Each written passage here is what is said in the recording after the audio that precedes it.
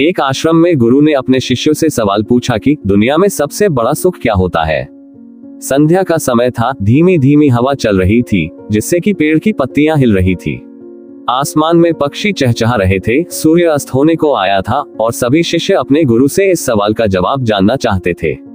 गुरु के प्रश्न सुन सभी शिष्य सोचने लगे कि आखिर इस संसार का सबसे बड़ा सुख होता क्या है।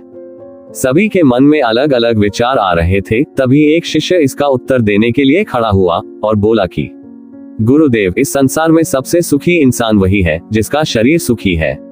शिष्य का उत्तर सुनकर गुरु ने पूछा, वो कैसे?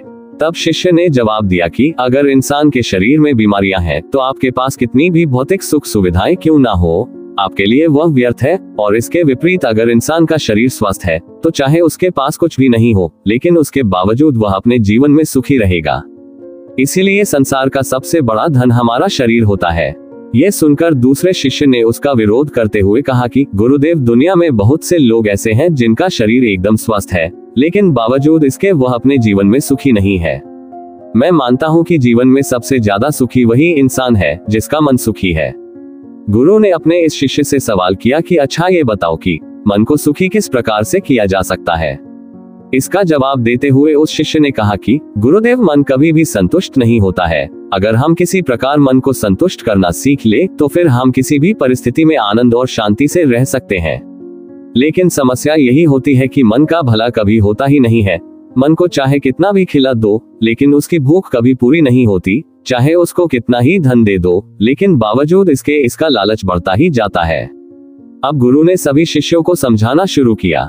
गुरु ने कहा कि अज्ञानतावश मनुष्य कभी यह समझ नहीं पाता कि उसका मन हमेशा से खाली था, लेकिन व्यर्थ की चिंताएं, व्यर्थ के लक्ष्य अपने जीवन में बनाकर उसने अपने मन को बांध लिया। जिस मन की प्रवृत्ति हमेशा खाली रहने की थी, उसने उस मन को कूड़े कचरे से भर लिया। इसीलिए वह मन जो बचपन में हमेशा खाली रहता था, हर चीज में, हर खेल में आनंद ढूंढ लेता था, अकेले में भी आनंद पूर्वक शांति पूर्वक रहता था, अब वही मन सब कुछ मिल जाने के बाद भी हमेशा दुखी रहता है। लेकिन अगर इंसान सिर्फ वर्तमान में रहना सीख ले, सिर्फ इतना सा होश प्रकट कर ले कि उसे हमेशा वर्तमान में रहना है, ना तो भविष्य की कल्पनाओं में, ना अतीत की यादों में। वर्तमान में सिर्फ इस एक सूत्र से वह अपने पूरे जीवन को बदल सकता है। वर्तमान में रहकर सभी सूक्ष्म सुविधाओं का भोग करना, पूर्ण होश के साथ, पूर्ण आनंद के साथ हर एक चीज का भोग करना, सिर्फ यही जीवन को सुखी बना सकता है। हम हर चीज को, हर काम को, हर रिश्ते को आधे अधूरे मन से निभाते हैं। जैसे कि खाना खाते समय हमारा दिमाग कहीं रहता है, हमारा शरीर कहीं रहता है, और इसीलिए जब शरीर और मन में दूरी पैदा होती है तो उससे तनाव पैदा होता है।